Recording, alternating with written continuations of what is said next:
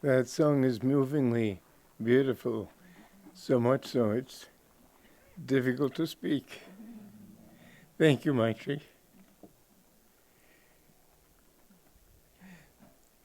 Master has come to bring a new way of looking at the universe, at life, at everything. Not that other people haven't had it too, but in some way he has managed to bring into every field of life this new understanding, which I can attest from my own experience.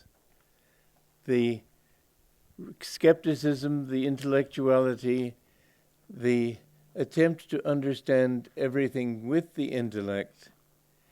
I had reached the point before I met him even of knowing that that would not give me what I was looking for.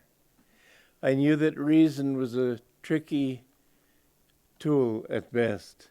Science every few years is completely throwing out the window dogmas that it held for decades, even centuries. We have made a religion of science, and people tend to believe if science doesn't endorse a thing, it can't be true. I was reading an article just recently about skeptical answers to the question of near-death experience and how the scientists have managed to poo-poo every evident proof of death, of the near-death experience. For example, one woman during her near-death experience was out of the hospital and saw on a ledge outside her window a tennis shoe, which she couldn't see from inside the room. And the skeptics went and put a tennis shoe up there and then went down and saw they could see that tennis shoe. It's always, you'll find people with skeptical minds can find a way of poo-pooing everything. But I know from my experience that the heart is what guides you. First of all, seeing a tennis shoe up on the ledge in a high ledge in a window is the most unlikely thing in the world for anybody from the ground to observe. It seems like an absurd objection. But again and again, the objections people have raised, well, yeah, it's possible. Is it likely? No, it's not likely. And the worst of it is that skepticism, I know Master said, the doubter, he was quoting the Gita, the doubter is the most miserable of mortals. And I know because I've been through it myself. And I found that doubting, you can answer 1,000 doubts and still you'll come up with another 1,000. Answer those and you'll come up with another 1,000. And if it needn't be, therefore it mustn't be. This is the way the intellect works, but the soul works differently. And real understanding, somebody, in fact, it was my former college roommate who sent me an article yesterday by a friend of his talking about various trends in modern times. Absolute bilge. One thing I noticed was that he used these long words that nobody ever thinks of. He made the thoughts themselves so complex. Anybody who works too much with the intellect will confuse issues terribly. But when I met Master, then I began to understand. It's the heart that really understands. The heart has more understanding than the brain. The heart, as in Patanjali, he defined yoga as yoga chitta vritti nirodha. Yoga is the neutralization of the vortices of feeling. That is the real meaning of chitta, is feeling, not just lower aspects of consciousness, which many books will tell you. But your feeling arises from the heart. And it's here in the heart that intuition is perceived.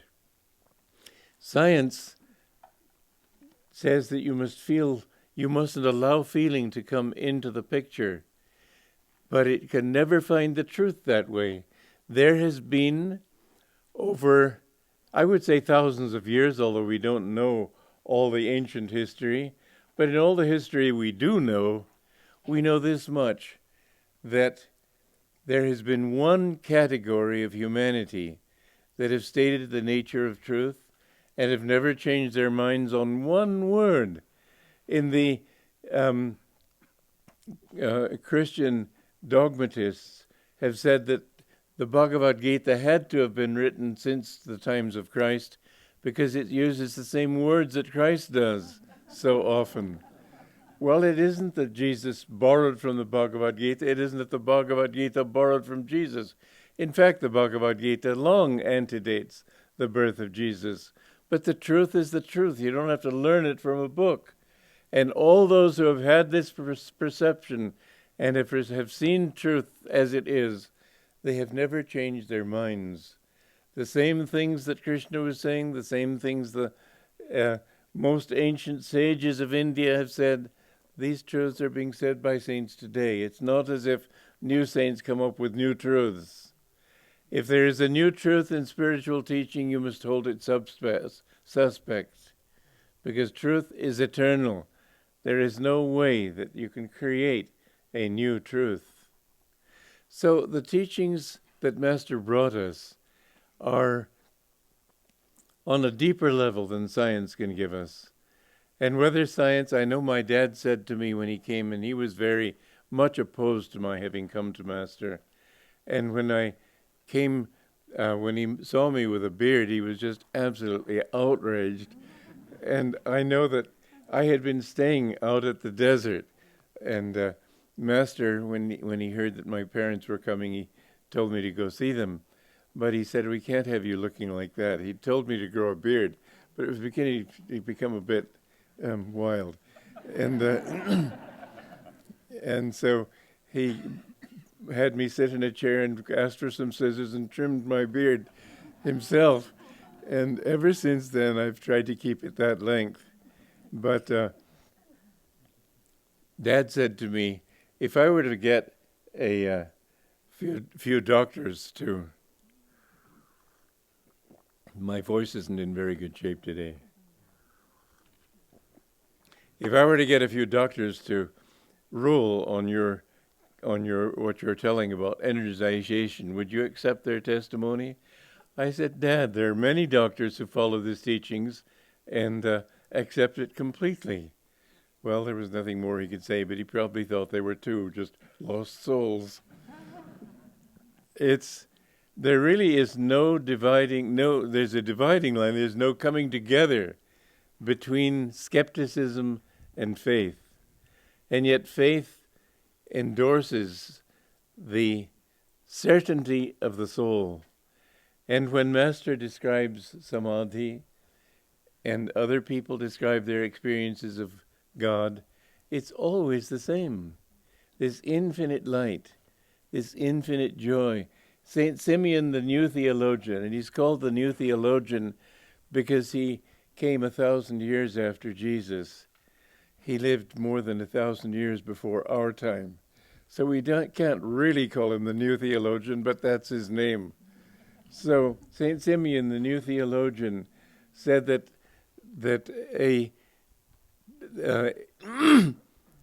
you have to take the truth from saints, and it should be the most recent saints, because they have expressed themselves not in new ways, but in terms that we can understand, in terminology and words that we use today. But the ancient truths are still the same, and you find that the definitions given in the Upanishads, the definitions given by Jesus Christ. There was one Christian missionary, I forget his name, I think it was E. Stanley Jones, was attending a lecture by a Brahmin in New Delhi. And he couldn't rest quiet anymore, so he came up and made the mark of the cross on his forehead, and he said, "Now you're a Christian, now I can listen to you." Christian smission. There is one truth, and it's not just Christian. There's one truth in the entire universe, and that is Sanatana Dharma, that everything has come from God. Everything must merge back into God. And how we merge basically has to be the same truth. There is no one who has ever said, "My children, for a change, hate one another. Try to hurt one another. Get yours while you can." They've all taught basically the same things. They can't do it differently. You can judge whether a person is speaking the truth by whether what his words, what he speaks, is endorsed by all the teachers who went before him. This is not true with science. Probably the most all-pervading and accepted truth of science is Darwin's evolution. Well, I pointed out in my book, Out of the Labyrinth, how he only shows the how of it. He doesn't show the why of it. He doesn't show the deeper truth of it. That I said, surely there's likely to be some kind of mechanism for it. But it isn't the truth. The truth is that there is a consciousness in everything that is constantly trying to understand more, to evolve to the a point where it is more conscious. And we see all of evolution can be much better explained in terms of the push of consciousness upward to reclaim its state of perfect consciousness in God and in bliss. These are the truths. But even now, Darwinian evolution is under fire from many sources. So even the why of it is not, or the how of it, I mean, is not really completely accepted. And many other dogmas. I have an article here in a very interesting magazine called Atlantis Rising. And it speaks of certain dogmas in evolution, in the age of the Earth. The article is called "How Old is the Earth Really?" And the dogma is that it's 4 or 5 billion years old. But there are certain things that he says here that are pretty interesting. First of all, there was a Tyrannosaurus Rex uncovered in Montana, and not very many years ago. They had to break the hip bone for a helicopter even to be able to lift it out of that area. And they discovered within that broken bone there was still some organic matter. Well, organic matter doesn't last that long. We shall see, but there are many other anomalies that unsettle the vision of a 4 to 5 billion years old planet with patient Colorado rivers and dinosaurs roaming 165 million years ago. Let me note a few of many.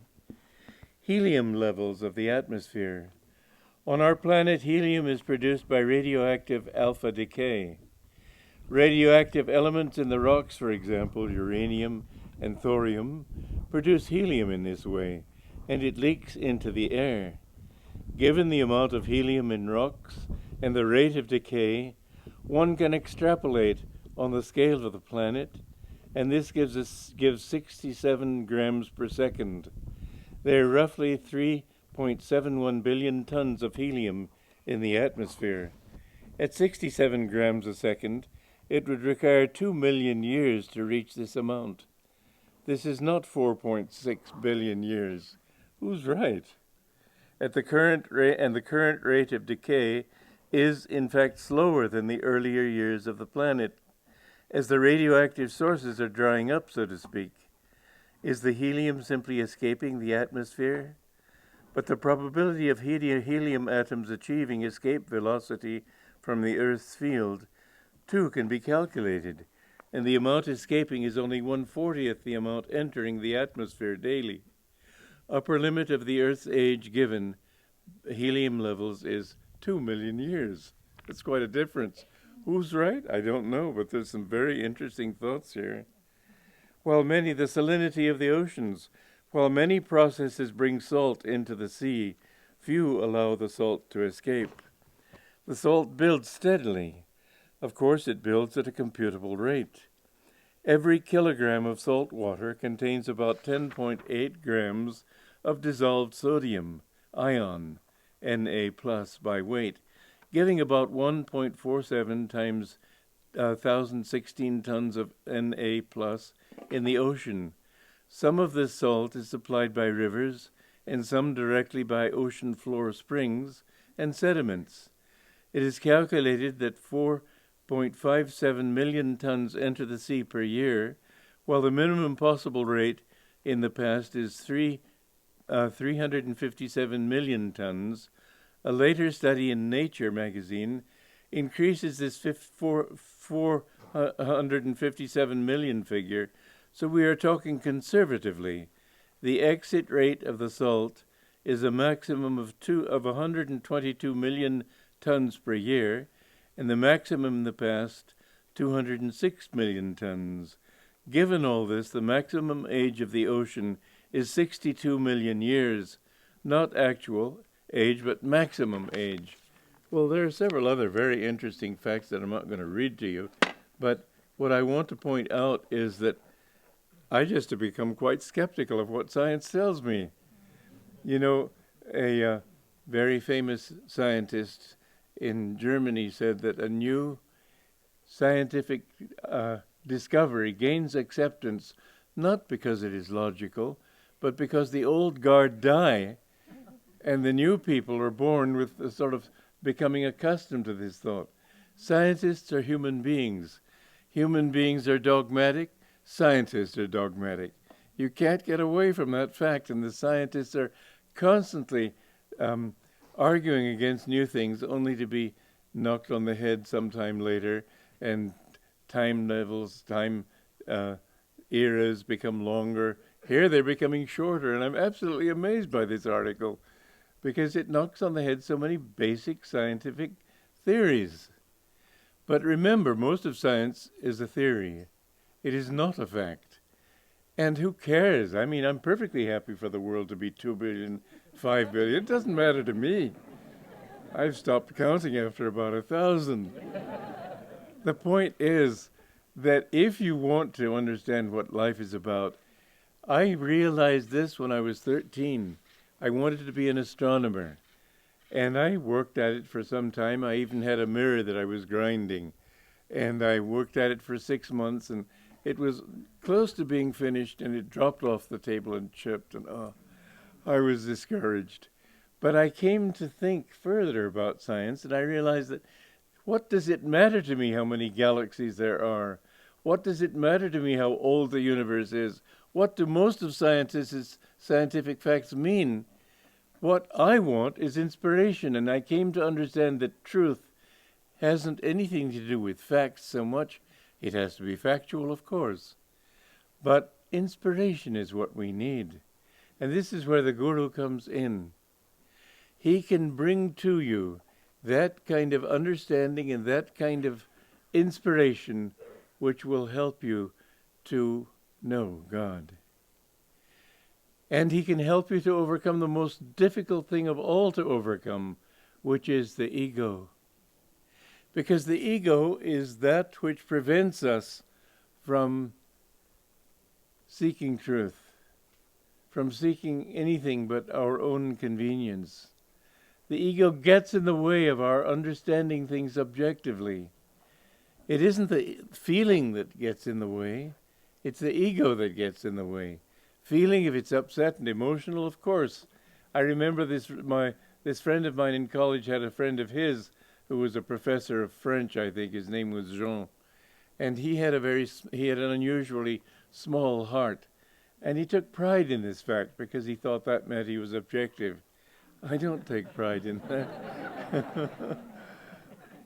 I think that it's only when I've been able to expand my heart that I've been able to really understand. You can't understand other people even if you don't empathize with them.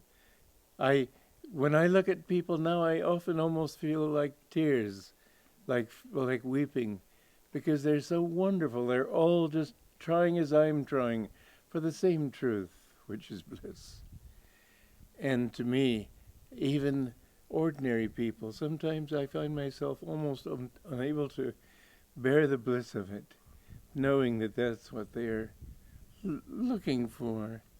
I remember one time, because when I came to Master, I was intellectual and proud of my intellect, and I had a good brain, and I could out-reason most people, and find the flaws in just about everything, and I had reached the point where I knew that wasn't what I wanted. I wanted to get out of this intellect of mine.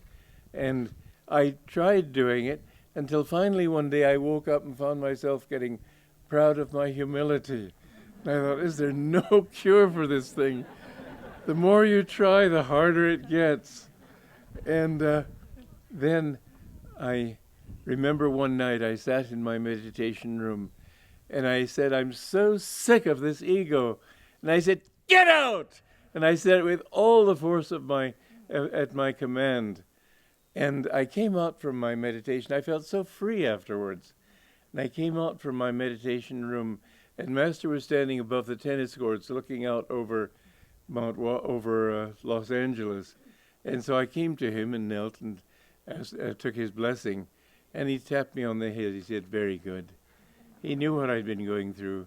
And then sometime later, he said that he said the trouble with too many of our ministers is that they let popular acclaim go to their heads. And I said, Master, that's why I don't want to be a minister. He told me I have to be. And I said again to him, that's why I don't want to be. And he looked down at the ground very seriously. He said, you will never fall from ego. You could say they'll never fall from it because I'm in it. I don't think that's what he meant, though. Because you don't fall from ego. So anyway, this ego is the greatest barrier. And this is why you need the help of a guru. Because I think I told this story to you on Monday, but it's well worth repeating. In any case, there's this man, Master told me this story, who was being bothered by a demon. And he read in the Vedas that there's a certain ceremony you can practice over some powder, and then you can throw the powder onto the demon, and the demon will be forced to disperse. So he took some powder and he chanted this mantra into the powder, and then threw it on the demon. And the demon laughed. He said, before you could even recite your mantra, I myself got into the powder.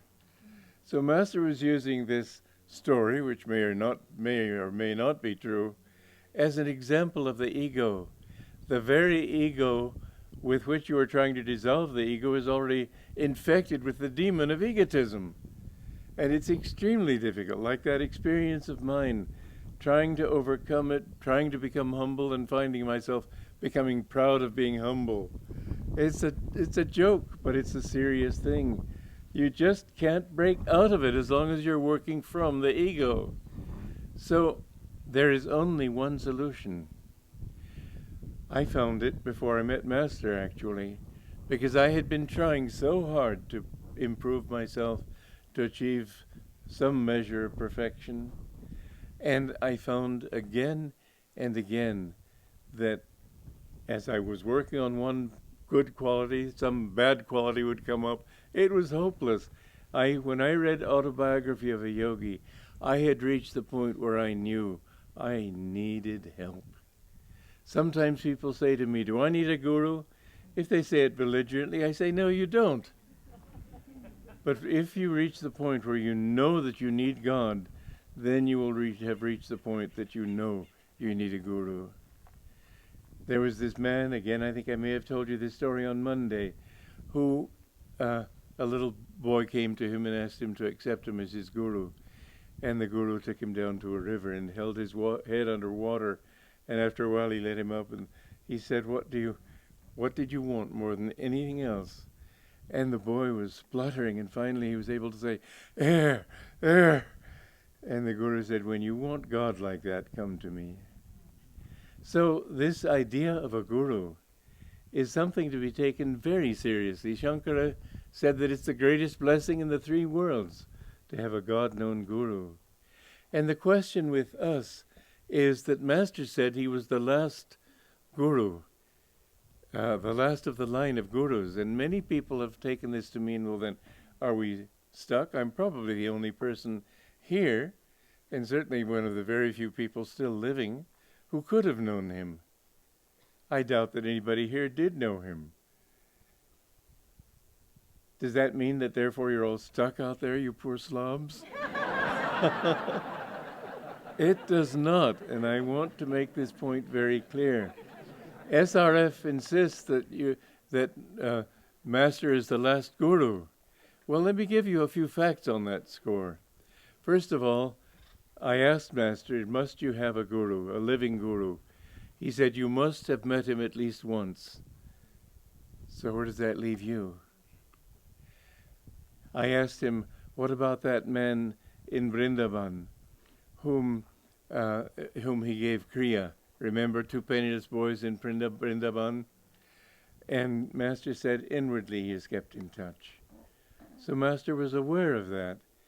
But he had that because when he said, you have to have had some contact. There was another thing that Master said.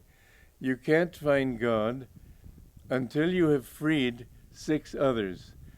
He said, you have to free others. And I said, well, how many? He said, 6. This is a divine law. Now, if nobody in his work after his passing can find liberation because nobody can have a disciple, then what is the truth of his teaching? It's a false teaching. You have to accept it's either false, or if it's true, it's not true the way it's been understood.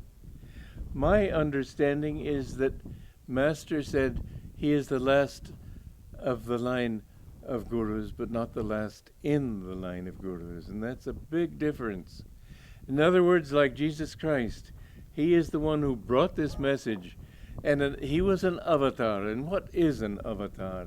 An avatar is, well, first there is the stage of Jivanmukta. He said it in the first Kriya that I was at. He said, of those present, there will be a few siddhas and quite a few Jivanmuktas. A Jivanmukta is one who has overcome all his past karma. He has to go beyond even Sabhikalpa Samadhi, because in that state, even though you've become one with God, when you come out of your meditation, you remember your ego. You remember that you were John Doe who became infinite, became him John Doe again. In Nirbhikalpa Samadhi, you've completely slain the concept of ego. Now, is there any sense of separateness once you are one with God? No, there is no sense. When you are one with God, you are God. This vast universe, you are that. How can this little ego become one with that? By having all sense of separation and ego cut away. When you have, I've used the illustration of the lake. When it's frozen, you couldn't break through that thing with machinery. But if you go at one little point and drill just with one little point in that lake, in that ice, you can get through into the water underneath it. And then with the water of divine love, you can melt the rest of that ice flow. And so if you can go down into your own ego to that point where, as there is one technique taught in the Gita, Master said it's not the highest, but it's an important technique. Ask yourself, who am I? Then who is asking this question, who am I? And who's asking the question, who's asking the question? And you go back and back and back until you find yourself watching yourself. And gradually, Ramana Maharshi taught that. And it's a valid way. It's not the highest way, but it's one way taught in the Bhagavad Gita. You go beyond your ego into that water. You drill at that single point. Science can never give you that truth. It can only show you objectively, but it will still be the ego looking at that objective truth. You have to go back to the source. Truth is center everywhere, circumference nowhere. And when you have gone into the center of your own being and realized that you are that becomes infinite. To know yourself completely is to know God. And in that state, then, do you forget who you were? This is the beauty of it. Nothing in God is ever lost. And so what you keep is the memory of having been John Doe or Betty Phillips or whatever it might be. You remember that you were that person who for many, many incarnations traveled through all those bodies and experiences and so on until finally it awoke and realized that it was the infinite. And so that memory is what the Jivan Mukta has to work with. He's free from ego, but he's not free from the memory that he, as, what's his name, became a pirate or a businessman or all the infinite number of things that people can do, male and female. And so he remembers, but he must go through those memories and see that it was God who played all those roles. And you can go through the state, you can remain in the state of Jivan Mukta, which means literally free while living. So you have no ego, but you may come back to this world many times. I said to Master once you're in Nirvikalpa Samadhi, can't you just say it's all a dream? He said, yes, you can, but most people prefer not to. They use this as an excuse to come back and help their disciples. Well, you remember that you were all those things, but when you were free from it, you see that it was God who played that role. God plays the whole universe. In this article I was reading yesterday that this friend of mine, this former roommate of mine, sent me, it spoke about monotheism as being an untruth. He doesn't understand anything. There's no monotheism unless you want to take it as that God is everything. And that no longer is monotheistic, it just is. Pantheism is a better expression for it. Pan means everything in Greek. And God became everything. And everything is a manifestation of him. This ground that we're sitting on, this chair, which I hope isn't getting too hard for you, it has no hardness at all. It's only energy. It's a vibration of energy. And energy is a vibration of thoughts. And science itself is sort of, some scientists have begun to suspect that maybe those thoughts are only consciousness. The reality of everything is consciousness. Science will never reach that point. Yoga does. Yoga is the spiritual science, and it tells the truth. However, now, once you have reached that point, where you have overcome all those past memories of having been anybody, and you see it was God who played the whole show, did everything, then you become a siddha, perfected being, or supreme mukta. And the idea here is that you see that it was God who became you and became himself again. And so you still don't lose the memory, because in omniscience there has to be that memory too. And so even though you're completely free, and when Master said there will be a few siddhas, that meant there will be a few people among his disciples who are completely liberated, who, when they attain that state, then they still remember having been this person, but they remember that it was God who was that person. But those people usually, when they've reached this absolute bliss of Satchidananda, who would want to come back? I mean, when you've reached perfection, most people say, thank God I'm out of it. Very few people come back. Those who do come back with full divine power, and they are called avatars. You hear the word avatar thrown around ridiculously.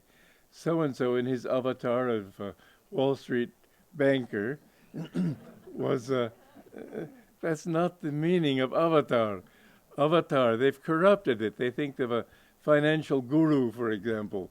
A guru has to be one who lifts you up from the level of ego into divine consciousness. And so an avatar is one who has come down. God has incarnated in this world. The reason, and he has come as Jesus Christ. Yes, Jesus was divine. They sell him short by thinking he was divine as a little body. He was divine because he was one with the infinite. And when somebody said to him once, good man, he said, why do you call me good? There is none good save God. So what he was saying is that the infinite is what he was expressing.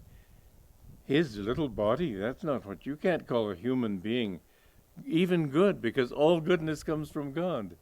He was a human being, but he came to manifest the Christ consciousness which is everywhere. He was an avatar. A very interesting story is the story of his birth at Bethlehem, and the star that the wise men followed. They followed it eastward. But in fact, they were coming from the east. How would they follow it eastward to come west? There are certain little subtle hints there. If people would pay attention, what they were really seeing was the star in the spiritual eye. The outer ring of the spiritual eye is the golden ring representing the astral world. The blue inside is the Christ consciousness representing the causal world. And the star in the center represents the consciousness of God himself. And we are a manifestation of that to a larger extent than most people can imagine. The spiritual eye is really a reflection of the medulla oblongata. The ego is centered in the medulla, and that's why when people flatter you, you say, you feel good. Or when you see a rock star, all his ego is here. When a person becomes enlightened, he feels his self-consciousness centered here. So when you look at the spiritual eye, or you look at this area of the spiritual eye, where do you look from? Do you look downward from the brain, upward from the body? No, you should be concentrated in the medulla, looking from that point toward the spiritual eye.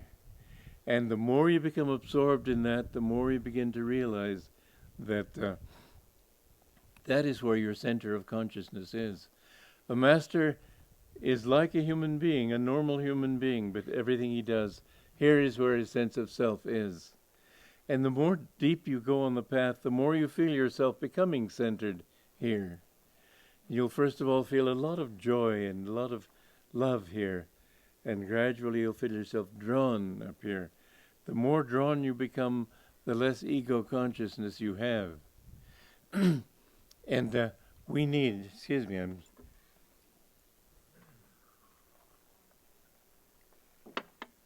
we need to completely become centered there.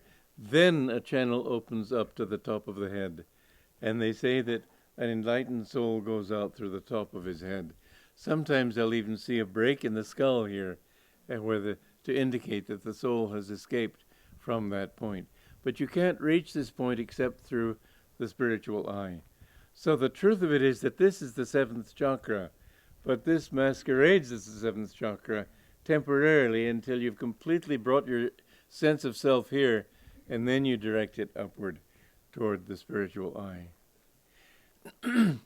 Now, when an avatar comes into this world, he comes with the full power of God.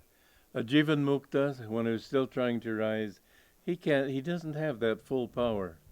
But all these true avatars who have come have the power. Jesus has the power even now to save people, to resurrect them from delusion into wisdom.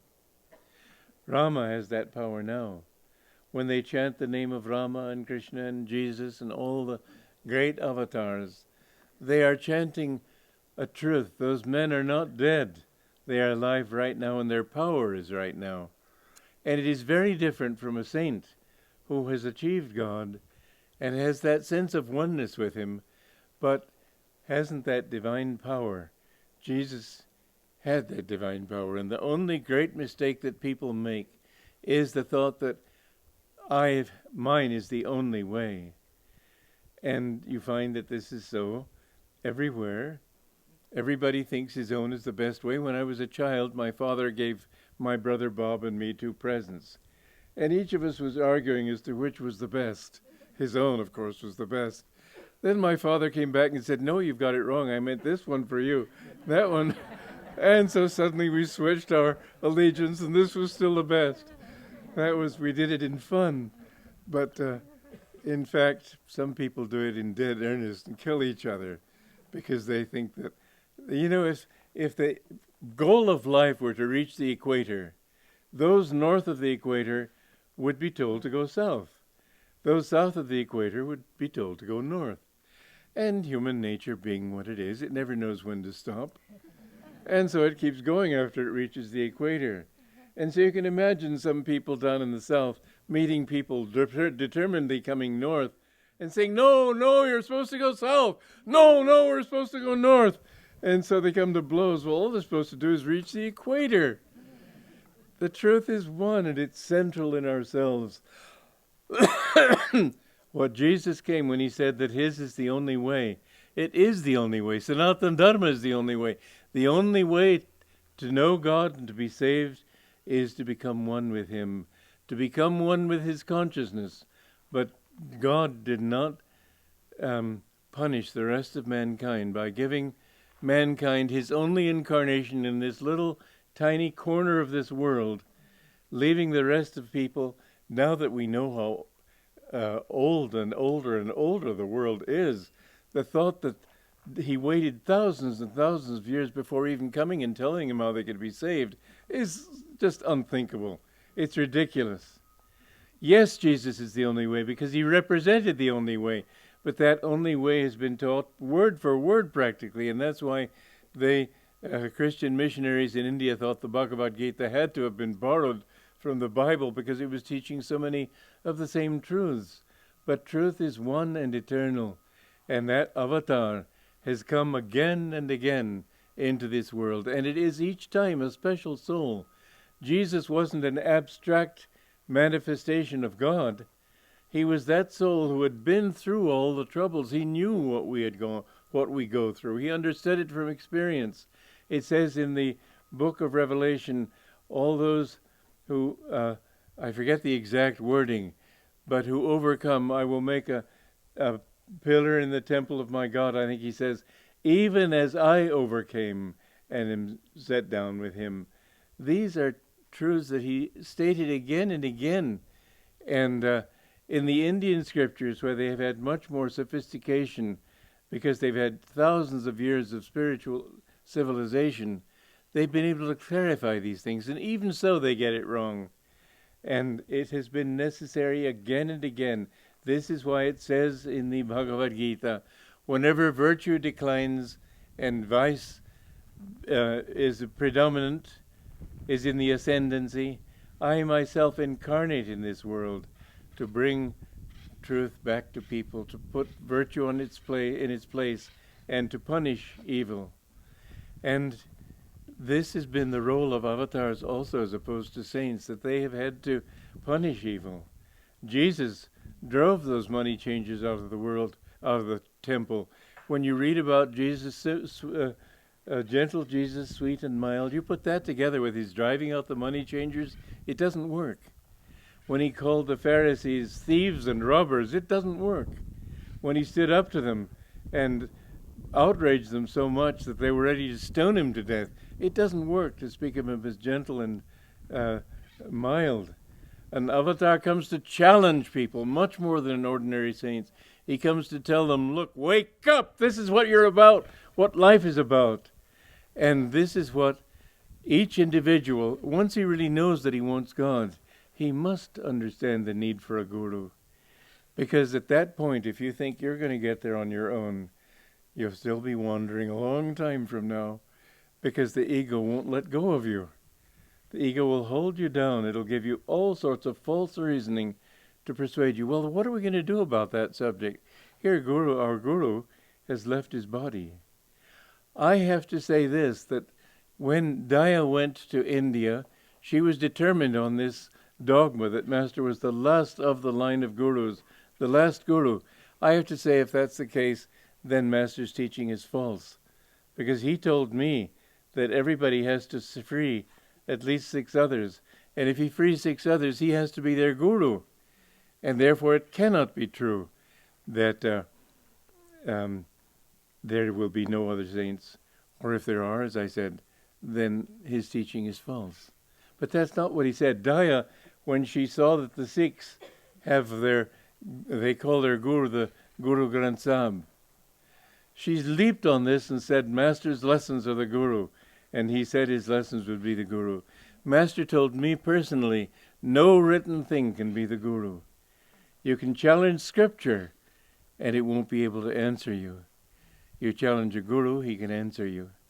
You challenge a person who knows God, he can tell you the truth. You can't get that from the Bible alone. This is the great mistake in Protestantism, that they thought all they needed to do was go to the Bible. But in the time of Luther himself, who promoted that thought, he got into a big debate at the Marlburg Colloquy with Zwingli, who also created Protestantism in Switzerland. And they couldn't agree on a certain basic scriptural point. Well, if these proponents of this idea say it's all there, and they can't find the answer there, that shows that you cannot get it from a scripture. Master never said the lessons would be the guru. He said that they will teach, yes. But the teaching has to come from individuals. It has to come from me. It has to come from those who have lived it for many years. So what am I saying here?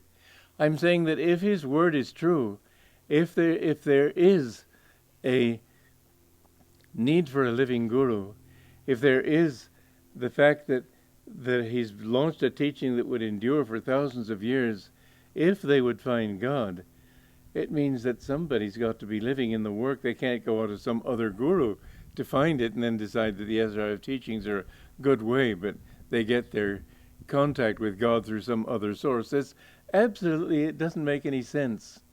The only possible solution, and this is what I am certain Masters meant, was that he was the last of the line of gurus, because they were the avatars. As Jesus is still worshipped today, people still have visions of Jesus today.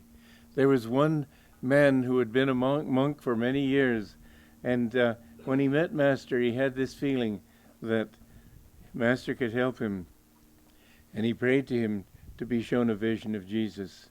And he came to Master the next day and he said, "I have seen him."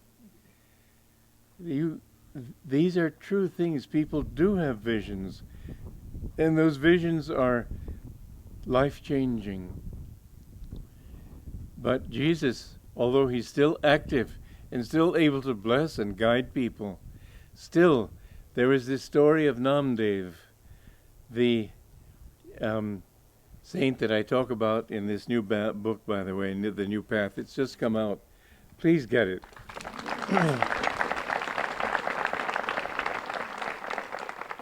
It's a very good book, if I do say so myself. Anyway, in this story, I met one man, and Master told me Ramana Maharshi wasn't yet liberated. He was a Jivan Mukta. I had asked him, he said of those saints in the Autobiography, the only ones who were completely liberated were Babaji, Lahiri Mahasaya, Sri Yukteswar. He didn't speak of himself on that occasion, but other times he did. Ananda, the saint with two bodies, and Ram Gopal Mujumdar, the sleepless saint. And I grilled him on this. I said, what about the levitating saint? What about Teresa Neumann, who Master said was an incarnation of Mary Magdalene? What about this one and that one? No, not yet. They're still Jivan Mukta. Mind you, that when you've reached the state of Jivan Mukta, you're as good as anybody, because you're one with God.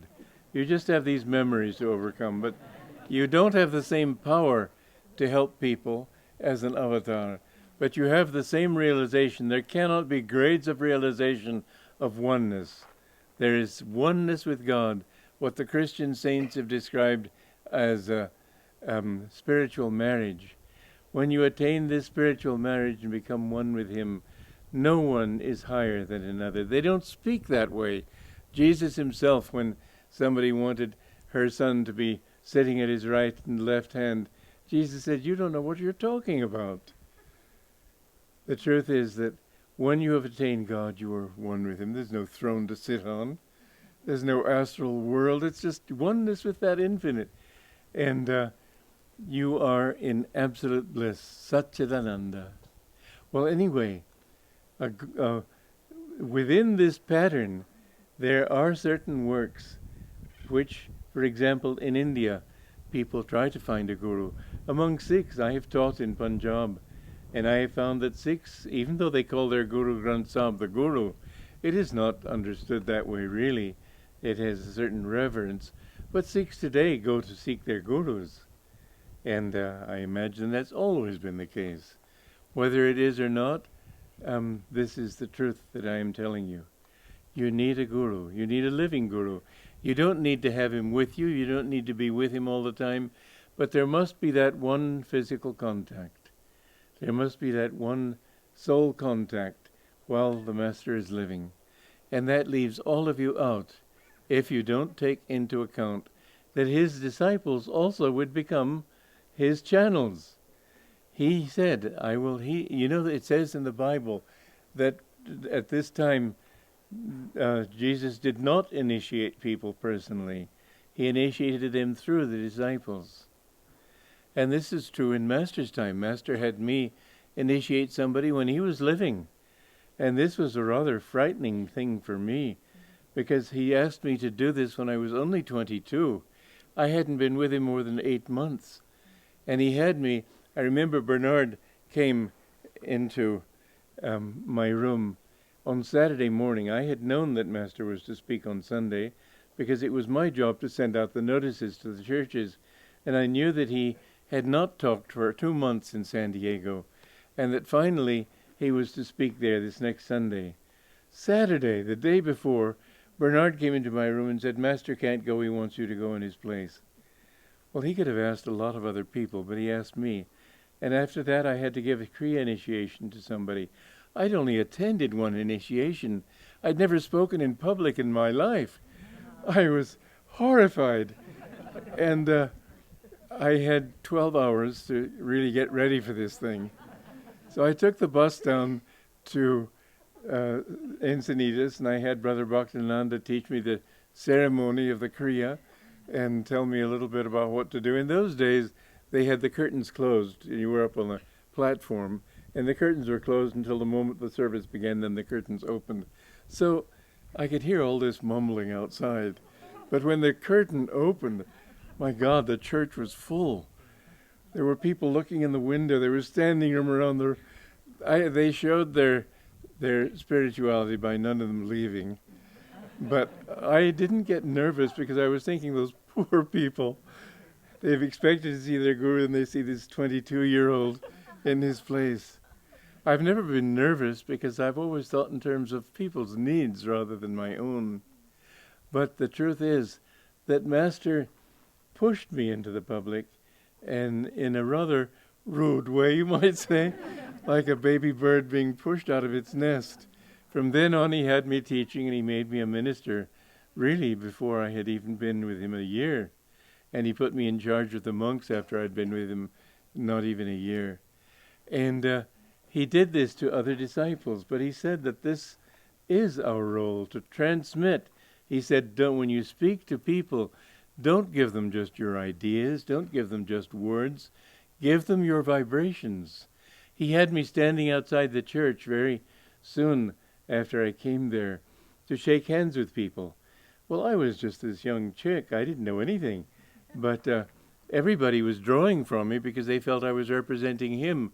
And I said to Master, don't ask me to do that again, sir. It's just I feel completely drained by it. He said, that's because you're thinking of yourself. Think of God, and his power will flow through you. And I found that was true. The more I thought of God, the more energized I felt by giving. You know, the magnetism and energy are a part of this new age. They are, before electricity was discovered, you couldn't really talk about magnetism. You couldn't talk about energy. Now, my grandniece tells me that energy is the word she hears all the time. We're in an age of energy. It's now possible to teach this yoga science, and its deeper sense, because its deeper aspect deals with the energy of the body. Anyway, in the meeting of the guru, in the transfer from the guru, my guru gave me this. He gave it to other teachers, and it is our role, and it will be a role that we pass on and on. And it is like this, and this is the truth, that contact with me or with Jyotish or Devi, it will make you that, and someday many of you will become that contact. And don't think of it, you're the guru, because Master also never thought of himself as the guru. He said, I am not the Guru. God is the Guru. And when I met Swami Muktananda, he did his best to get me as a disciple. And his translator said to me, your own Guru said he's not the Guru. He didn't understand. He was a lower saint. He had lots of things still to overcome. Among them, and chief among them, was ego. Anyway, when Master said, I'm not the Guru, God is the Guru, God had to work through. As in that story of Namdev, he could see Krishna. Krishna would talk to him. But when he showed that he had a flaw, and he asked Krishna to help him, Krishna said, I can't do that directly. I can inspire. I can uplift. But for the touch of God, that has to come through a human channel.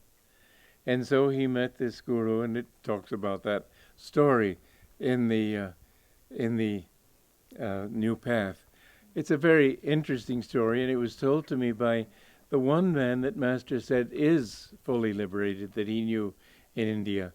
None of the others were completely liberated. I asked him about Sri Aurobindo, Ramana Maharshi, all these others, Anandamayi Ma, many others. He said, not yet. That doesn't mean they're lesser. It just means they haven't that complete power. But one person, he told me, had been fully liberated, and that was Sri Rama Yogi, who was the disciple of Ramana Maharshi. And Paul Brunton mentions him in his book, A Search in Secret India, as Yogi Ramya. And Master said when he met, and there's a marvelous photo. I don't know why SRF thinks it's serving Master by keeping all these photos under lock and key. He's Master standing there with his arm out, and Yogi Ramya is sort of, wow. And Master said they walked around the ashram there for a half hour, for a long time. He didn't say how long. He said if I'd spent another half hour in his company, I could never have brought myself to leave India again. I met him and I spent 4 days with him, and it was a great blessing. But he's the one who told me this story. And he said Krishna said to him, to Namdev, that if you want to be free, then you must find a guru. And this guru that he was sent to, because Namdev said, well, then please at least tell me where I can find my guru. He said, well, go to such and such a village and look for such and such a person. He will be your guru. So he went to the village, and he asked the villagers how to find him. Oh, that crazy man, who would ever want to see him? And he said, well, if you want to see him, he's probably hanging around the temple. That's where he usually stays. So he went up to the temple, and he didn't see anybody in the courtyard. He went inside. The temple was empty, but there was one man lying flat on his back, an old man with his feet on a Shiva lingam. And this was outrageous. I mean, what could be in India?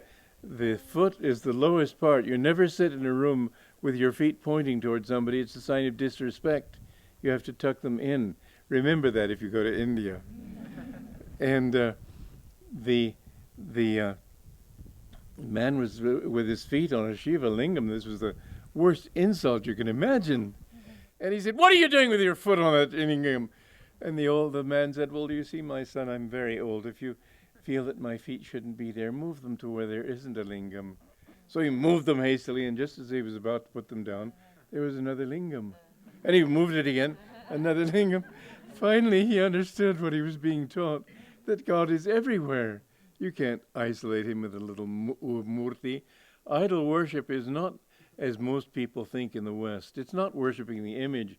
It's worshipping the symbol, the representation of that image, in the same way that we worship Jesus on the cross. You know that he's not on that cross, but you worship remembering what it represents. So this is true for all idols, so-called, in India. They aren't idols. They are images. They are symbols.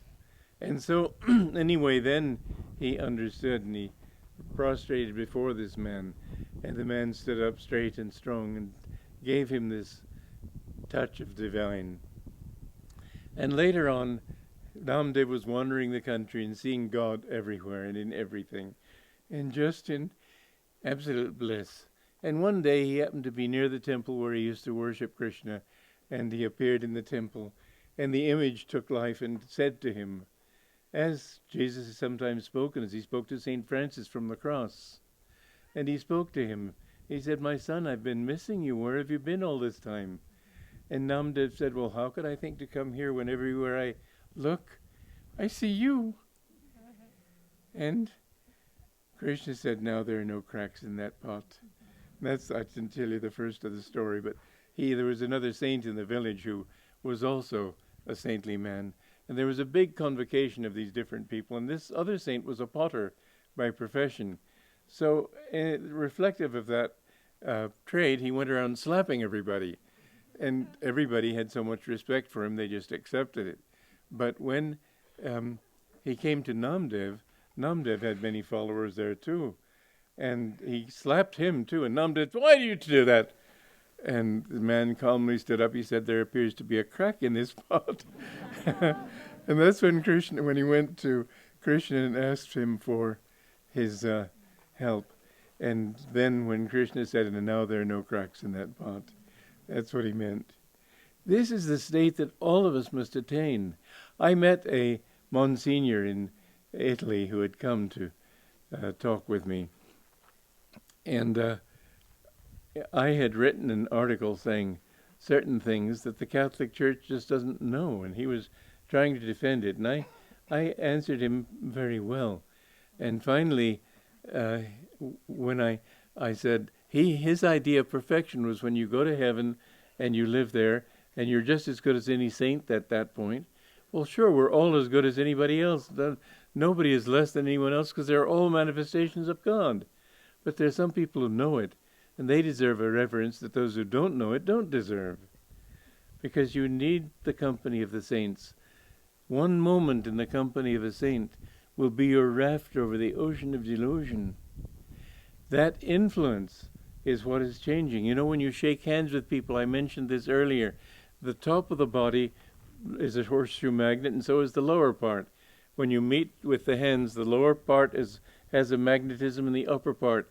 And that's why when I was shaking hands with those people outside of church, and they were all drawing from me, I felt so exhausted, until Master said that think of God, let His power flow through you. Well, this is what a guru does. It never, if it's ego consciousness, it's false, it's wrong. But if he acts as a channel for God, then he can help people. And there will be people in Master's work, and there are people in Master's work who are an inspiration. Dayamata says, "I don't presume to bless." So she stands in front of you like this. She's blessing when people take it as a blessing, even if she doesn't touch them. But that's an absurdity. Master wanted us to bless people. He told me that. And we must understand then that the power of the Guru will flow through his disciples. And I have seen this to be a truth in those people who say, "Well, I'm just going to Master. I'm not going to go to any intermediary." I have never seen a glow in those people. They need that contact. People who have come to SRF, people who have come to Ananda, they receive a contact that they don't get if they think to get it only on their own. And this is also true in Christianity. Don't think that just any preacher is going to give it to you, but those who feel the presence of God, those who have deep devotion to Jesus, those who try to transmit His consciousness to people, they can. And the path, just as a relay race, you pass the baton from one person to another. So spirituality has to be passed on from person to person. This is why God has to come back into this world again and again. Jesus said to all those, he didn't say it, it's in the first chapter of the Gospel of St. John about him, to all those who received him, to them gave he power to become the sons of God. Now, receiving Christ doesn't mean what it was considered to mean for centuries. Credo, I believe. And it's enough to believe in Christ. Torquemada believed in Christ. Do you think he went to heaven? He killed so many people by torture. Many people in the name of Christ have committed terrible atrocities. Do you think they're all going to heaven because they believe in Christ? It's not enough to believe. People believed that the world was flat. That didn't make it flat. Belief is one thing. I can believe in you, but I cannot say I have faith in you until you've proved yourself to me. When I've seen your friendship, for example, tested under severe circumstances, then I can say I have faith in you. When I know that this truth really can change my life, I can never lose that. Faith is something real. St. Paul said faith is the proof of things unseen. Belief doesn't prove anything. The world was flat and people thought the world was flat. It isn't. People believed the world was the center of the universe. It isn't. Time after time, people's beliefs have been proved to be wrong. But what they've understood through faith, that is to say through a direct experience, that they know, and that will never be shaken. And this is the beauty of spiritual faith, that when you've experienced it, no one can shake you. No doubts can overcome you. You know, because as like that beautiful story of St. Anthony of the desert, he meditated in the desert for many, many years, and he kept saying, reveal thyself, reveal thyself. And after many years, finally, Satan did his best to catch him, control him, and he materialized figures from the friezes on the wall to become devouring animals to eat him up. And he just one more time cried out to Jesus, and all of a sudden Jesus appeared, and all Satan's minions disappeared. And he said to Jesus, where have you been all these years that I've been calling you? And Jesus said, I have always been with you. Jesus said, I will always be with you. You must understand that time in that realm is not real. Jesus is everything that the Bible claims. Christians have sold him short. He is much more than people think he is. He is the consciousness of infinity. One time, Master received a letter in Boston from somebody who said he was wrong promoting Jesus Christ in this country, because he said, don't you know Jesus was just a myth? He never lived. Master prayed to be shown this man. And about a week later, he saw this man sitting in the public library when he went in. He was sitting on a bench there under a window. Master went over and sat next to him. He said, why did you write me that letter? The man said, what letter? He hadn't signed his name. The one in which you told me that Jesus Christ was a fraud. He never lived. He was a myth. The man said, how do you know about it? Master said, never mind, but the power that enabled me to find you enables me to say that he did live and that he is everything great that the Bible says about him. He is greater than people understand because he is one with God himself. He is here right now. He's in your heart right now. And the power of the Guru is that you can't get out of your ego by your own little self-effort. It just doesn't work. The ego is too full of delusion. But if you bring that consciousness into all those who received him by experience, not by belief, when they've received him by actual contact with him, because he's eternally here. He's not somebody who lived 2,000 years ago. He's not somebody who died in 1952. He's not somebody who died with Krishna before the beginnings of Kali Yuga. He's not Rama and all that. He's everything. And when you receive that, then he gives you the power to become a son of God. We are sons of God, but more or less by proxy, because we don't really understand it and we can't understand it. We see ourselves just as this little ego. But the time must come when you wake up from this dream and realize that it was he who became you. And when you achieve that state, then you will be able to realize that you are a child of God, really. To become a son of God is to become God, because the Son of God is omnipresent. The truth of it is, many people think the Hindu Trinity means Brahma, Vishnu, and Shiva. No, not at all. Those are three aspects of Om, the cosmic vibration. The three aspects of Spirit are God the Father, God the Son, God the Holy Ghost. The Holy Ghost, ghost means Gast, breath. And that is as it says in the book of Genesis, where his wind blew over the ocean and created the waves, which meant the waves of manifestation. Everything in existence exists as a wave of vibration. You are just a vibration. Your thoughts are just vibrations. You have to go beyond vibration to know the Spirit. And so God, when he chose to manifest this universe, and I've been asked the question, why did God create the universe? Sri Yukteswar said, leave a few questions to be answered in the infinite. But I have an answer to that too. I think it's the nature of Satchidananda to want to express itself.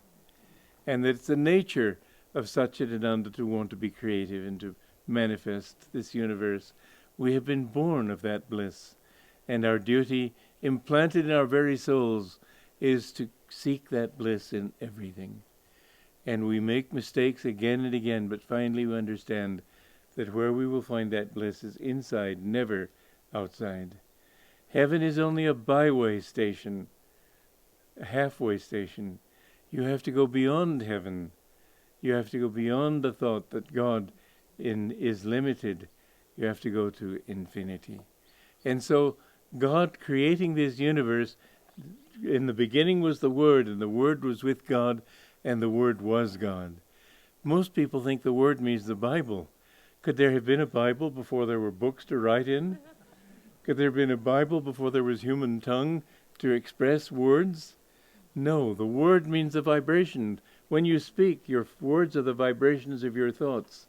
And so we can say the vibration of the universe, that which produced all manifested existence, is a manifestation of the Spirit moving.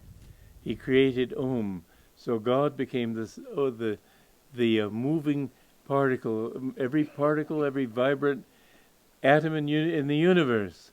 But at the heart of everything, because everything has to be God ultimately, so at the heart of every moving atom, at the heart of every vibration, there is that still point, which is a reflection of the infinite in the particular. You too have that reflection in you, but you have to realize it.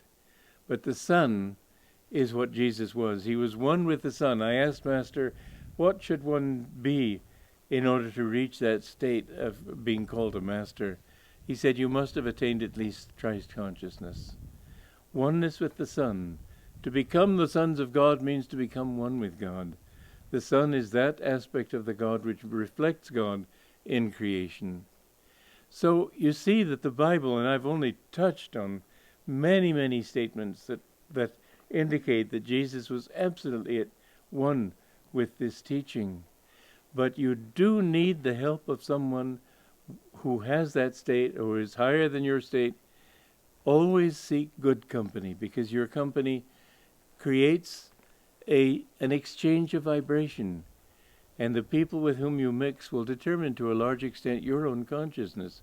You know, there's a very interesting picture of me here. In my early years, I look quite innocent, but when I'm in college and there's a picture of me with Rod. And you see that I've been pulled down by his consciousness. He was very intelligent, very eloquent, very everything except good.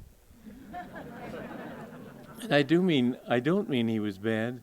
I mean, however, that he was very worldly.